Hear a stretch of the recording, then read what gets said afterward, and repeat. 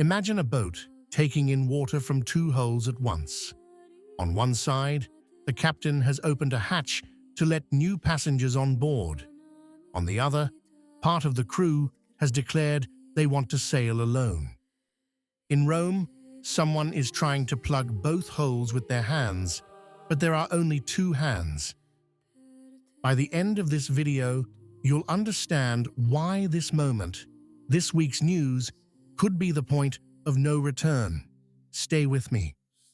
Bishop Johann Bonny of Antwerp, Belgium, gave an interview to Catholic.de on April 2nd.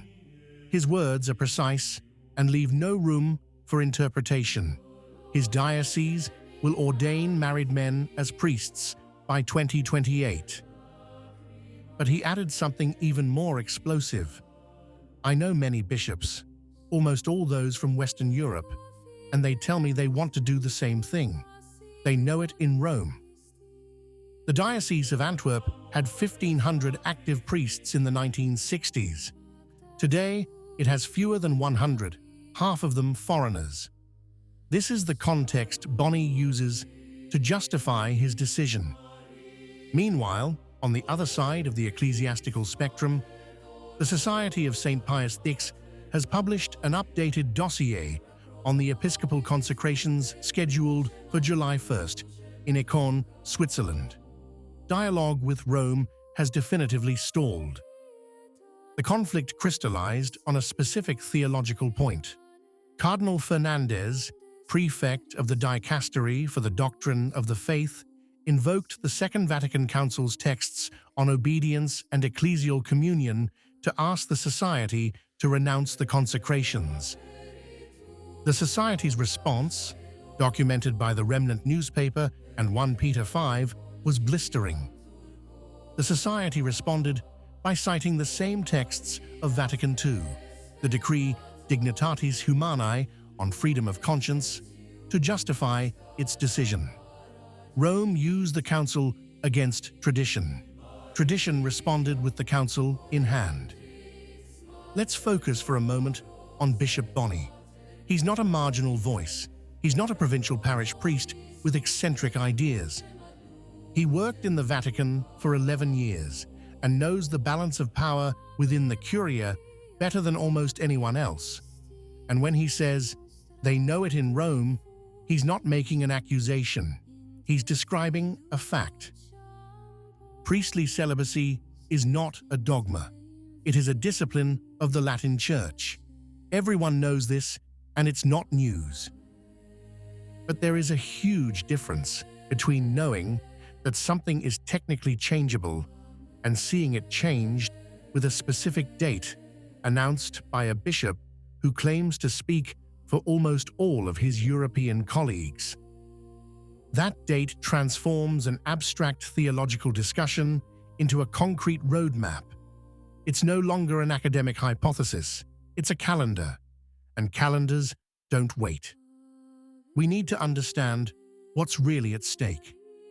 Priestly celibacy in the Latin Church is profoundly linked to the theology of the priesthood.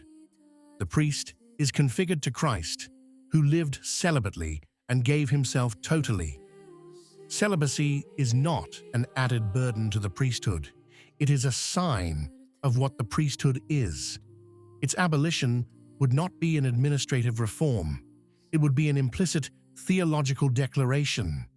The priesthood has changed its nature.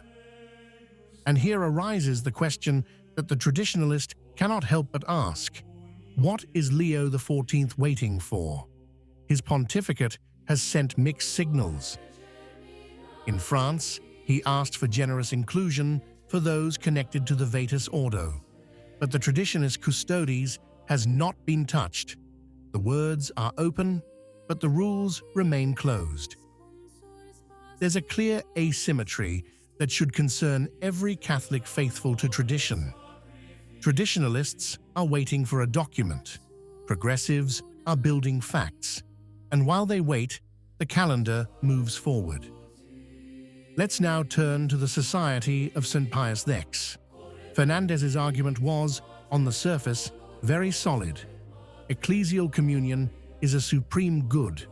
The council demands obedience to the Pope, and consecrations without papal mandate break this communion.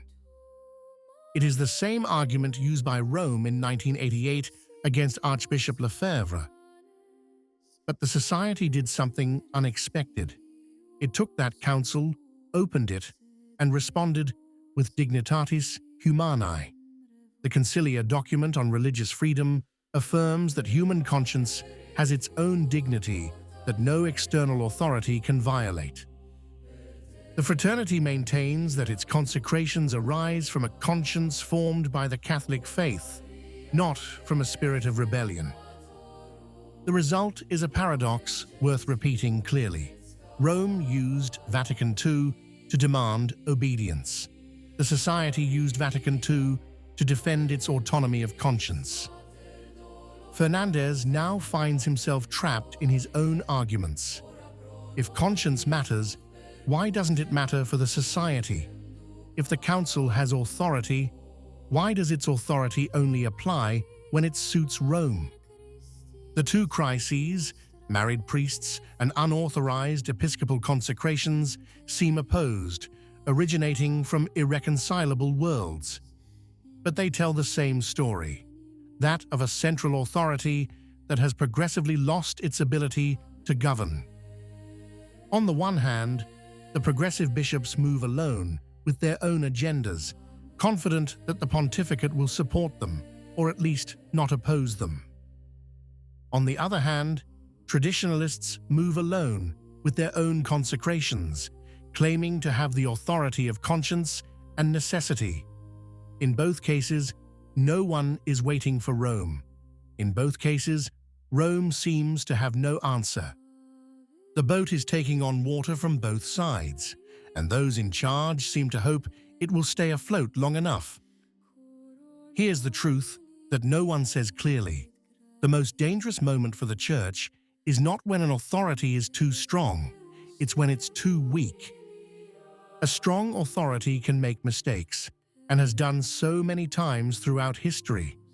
But an authority that can no longer enforce its decisions does not produce freedom. It produces fragmentation. The bishops who announce married priests by 2020 and the traditionalists who consecrate bishops without papal mandate have only one thing in common. Neither believes that Rome will actually respond. This shared conviction, from opposing sides, from declared enemies, is perhaps the most disturbing news of all. It's not the rebellion that's frightening. It's the silence of those who should be answering. What do you think? If you liked the video, comment Amen. God bless you.